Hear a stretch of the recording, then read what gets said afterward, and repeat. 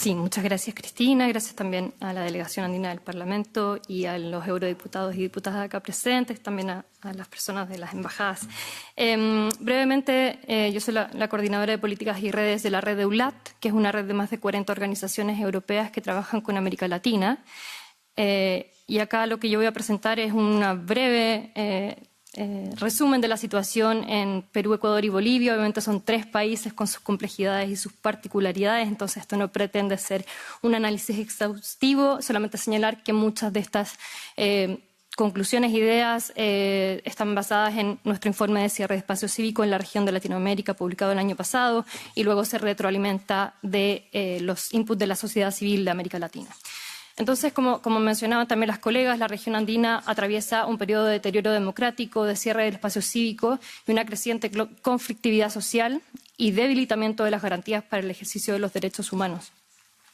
Y obviamente, como decía, aunque estos contextos nacionales presentan trayectorias políticas distintas, sí vemos tendencias regionales que van convergiendo y que son preocupantes para la sociedad civil y para los derechos humanos, como la concentración de poder, la securitización, la erosión del Estado de Derecho, la expansión de economías ilegales, la criminalización de la protesta, el aumento de la violencia y las restricciones crecientes al espacio cívico, incluyendo leyes que restringen el trabajo de las organizaciones de sociedad civil. Entonces, en estos 3 países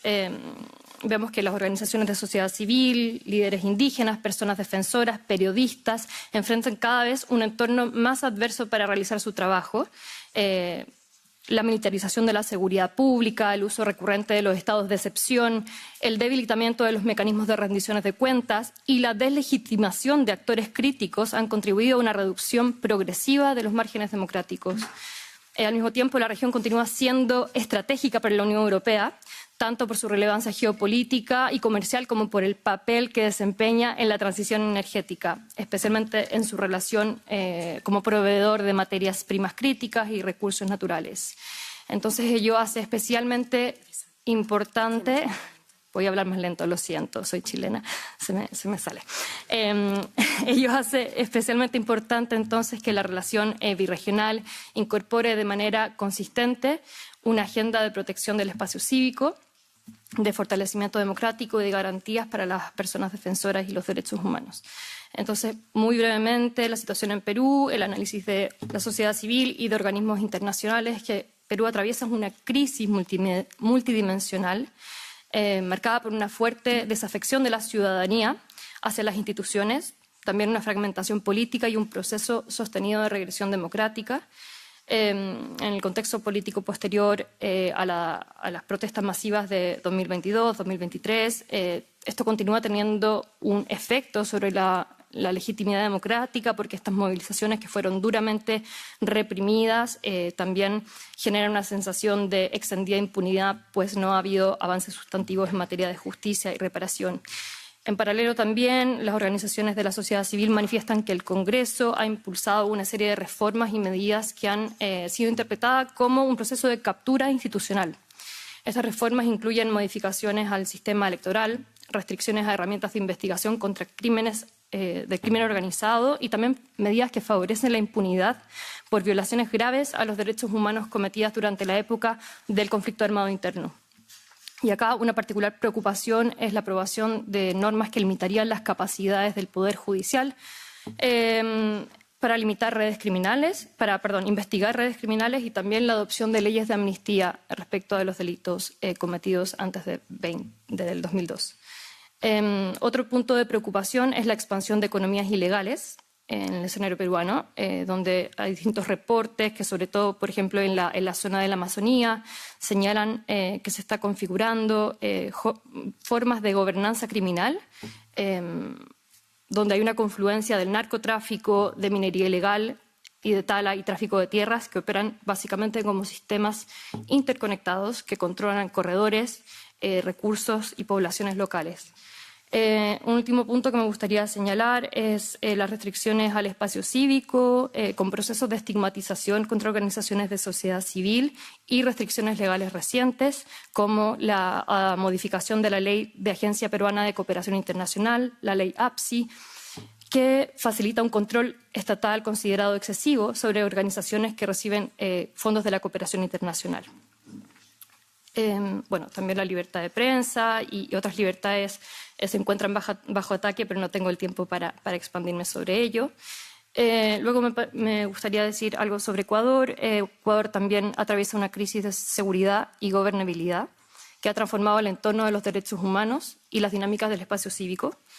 También acá vemos una expansión de las redes del narcotráfico, de la violencia criminal y del control territorial por grupos armados, pero también por industrias extractivas y la agroindustria, que han encontrado en la debilidad institucional un espacio para cooptar algunas instituciones y expandirse, mientras la respuesta del Estado ha sido más bien la militarización y la suspensión de garantías constitucionales. Entonces, desde 2023 vemos un uso reiterado y recurrente de los estados de excepción para gobernar. Y aunque las autoridades obviamente justifican estas medidas en la necesidad de enfrentar el crimen, también vemos que las organizaciones nacionales e internacionales ponen el acento en los impactos crecientes que esto tiene para los derechos fundamentales, el espacio cívico, porque han habido detenciones arbitrarias, desapariciones, uso excesivo de la fuerza, militarización de territorios y, en el fondo, fuerzas armadas que están dedicadas a labores de seguridad pública cuando muchas veces no tienen las capacitaciones para hacerlo.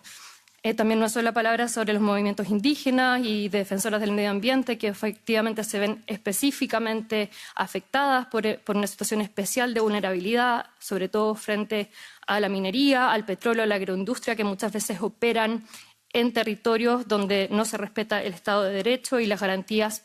para los defensores medioambientales. También se ha denunciado últimamente bloqueos arbitrarios de cuentas bancarias. Hace 2 días nos llegaba la denuncia de un bloqueo de cuentas de UNORCAC, una organización indígena con más de 50 años de existencia, esto sin ningún debido proceso ni señalamiento de las causas de estos bloqueos. También hay erosiones de la libertad de expresión,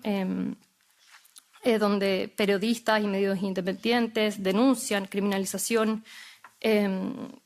Y vuelvo a acelerar, así que me paro. Y luego, en general, el espacio cívico también vemos que por toda esta situación se ve restringido. De hecho, está calificado como obstruido por Civicus.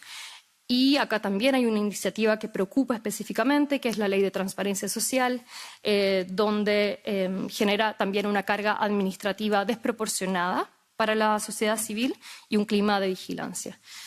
Y por último, sobre Bolivia, bueno, ya obviamente el contexto actual es bastante conocido, pero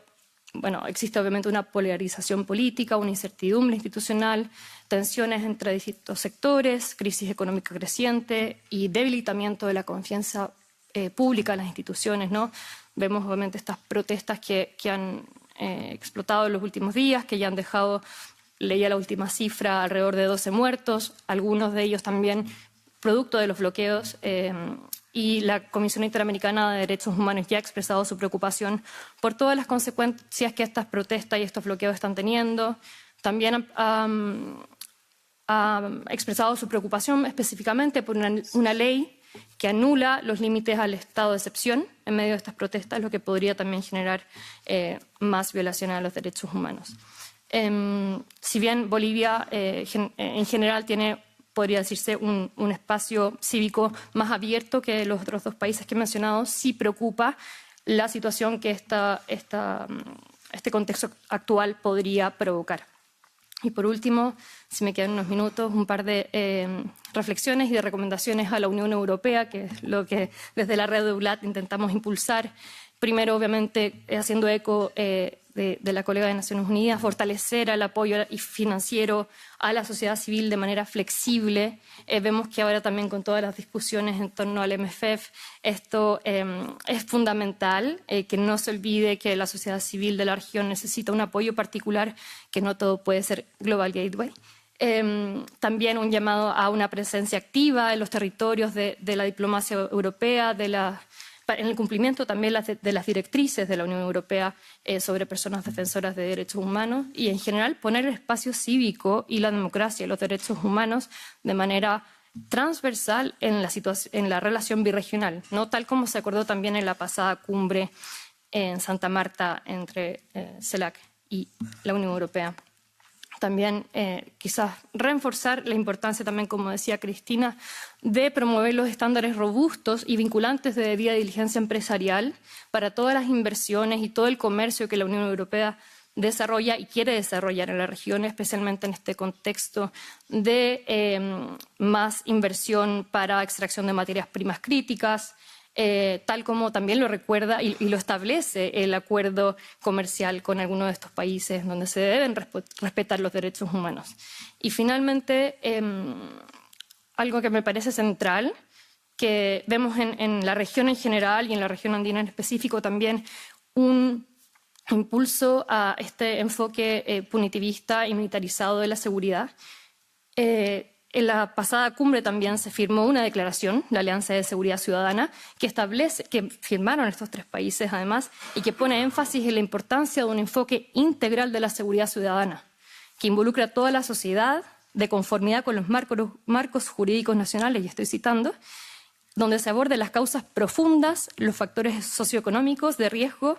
y se pongan los derechos humanos y sociedad civil en el centro de las políticas de seguridad. Y a nosotros nos preocupa que vemos que el enfoque en la región en materia de seguridad no contempla estos aspectos que son primordiales.